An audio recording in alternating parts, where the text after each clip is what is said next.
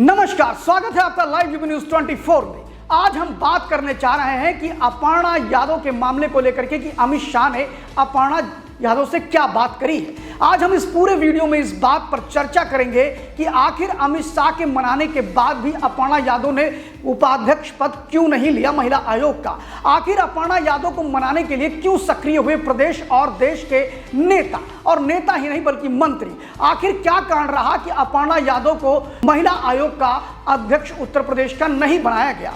ऐसे ही बहुत सी बातें हैं। और क्या ये माना जाए कि अपर्णा यादव के साथ भाजपा कर रही है विश्वासघात? इन सारे विषयों पर हम विस्तार से बात करेंगे। बने रहिए वीडियो के अंत तक। शुरुआत करते हैं कि आखिर अपर्णा यादव को अध्यक्ष क्यों नहीं बनाया गया।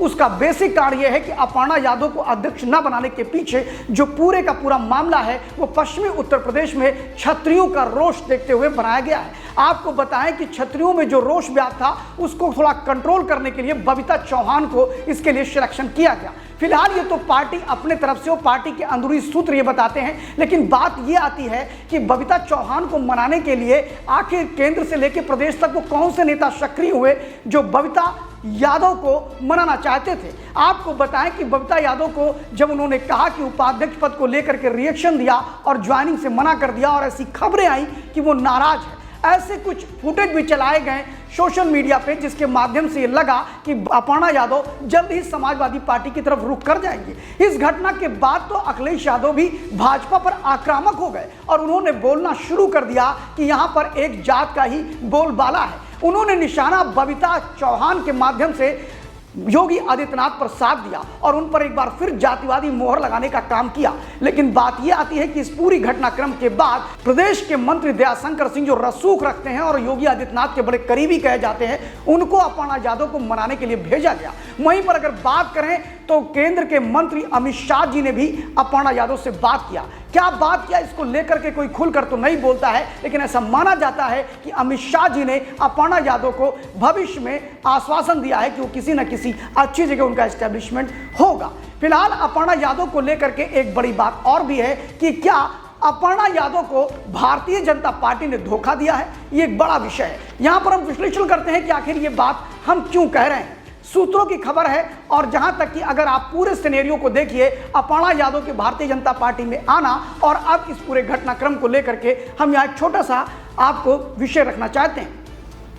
आपने देखा कि अपर्णा यादव समाजवादी पार्टी की नेता, पूर्व नेता, दिवंगत नेता मुलायम सिंह यादव की बहू है। और उन्होंने क्या किया, उन्होंने जिस समय मुलायम सिंह जी जीवित थे उसी समय वो नरेंद्र मोदी की तारीफ गढ़ने लगी थी। कब नरेंद्र मोदी की तरफ से काफ़ी उनको इस पक्ष में बयान आए दिन देती रहती थी, जिससे वो मीडिया की सुर्खियों में आ गई थी। और सबसे बड़ी बात यह है कि उसके बाद वो लगातार कई बार मुख्यमंत्री योगी आदित्यनाथ जी से भी मिलती रही। कभी गौशाला में बुला करके उनको गायों के बीच में ले जाना, इसके भी फुटेज हमने मीडिया में देखे हैं। और आप देख रहे हैं कि अखिलेश यादव ने जिस प्रकार अपर्णा यादव के लेकर निशाना साधा, उसके बाद तो स्थितियां बदलती चली गई। लेकिन अपर्णा यादव को एक धोखा नहीं, कई धोखे मिले हैं। अपर्णा यादव की अगर हम बात करें तो अपर्णा यादव को इस शर्त पे भारतीय जनता पार्टी में लाया गया था कि कैंट विधानसभा, जहां वो समाजवादी पार्टी से चुनाव लड़ चुकी थी 2012 में, उन्हें 17 में भी चुनाव में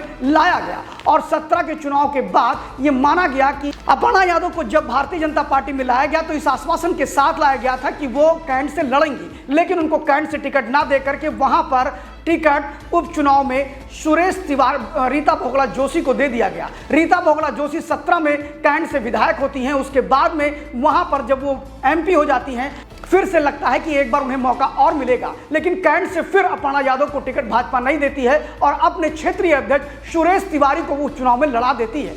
बात जब 2022 के चुनाव की आती है, जब अपर्णा यादव भारतीय जनता पार्टी में आ चुकी थी, उसके बाद तो परिवर्तन और आता है। उन्हें लगता है कि शायद अब कैंट से टिकट मिलेगा। लेकिन वर्तमान के उप मुख्यमंत्री ब्रजेश पाठक को चुनाव लड़ा दिया जाता है और ब्रजेश पाठक, अपर्णा यादव फिर खाली हाथ रह जाती हैं।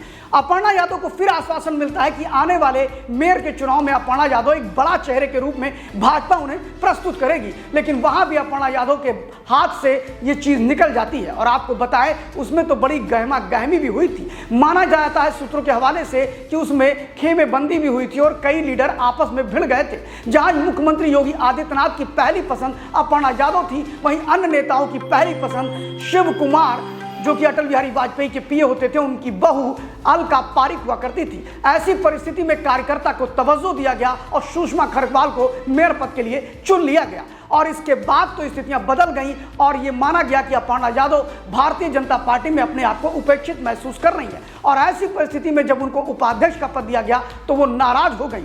एक के बाद एक भारतीय जनता पार्टी ने अपर्णा यादव को निराश ही किया है। देखना यह है कि भविष्य में अपर्णा यादव उपाध्यक्ष पद जब लेने जाती हैं तो यहां भी एक बात देखने वाली है कि अमित शाह के बाद भी वो उपाध्यक्ष का अपना पदभार ग्रहण नहीं करती है महिला आयोग का, लेकिन उसके बाद जब वो मुख्यमंत्री योगी आदित्यनाथ से बात करती है उसके बाद ही वो जा करके अपना पदभार ग्रहण करती हैं। इससे एक चीज तो समझ में आ गई कि अपर्णा यादव के नेता मुख्यमंत्री योगी आदित्यनाथ हैं, क्योंकि दो मंत्रियों की बात करने के बाद भी उन्होंने कोई सकारात्मक प्रतिक्रिया नहीं दी, लेकिन मुख्यमंत्री योगी आदित्यनाथ से मिलने के दूसरे दिन ही उन्होंने उपाध्यक्ष पद ग्रहण कर लिया। ऐसे ही वीडियो सुनने के लिए हमारे साथ बने रहिए, देखते रहिए लाइव न्यूज़ 24। Thank you.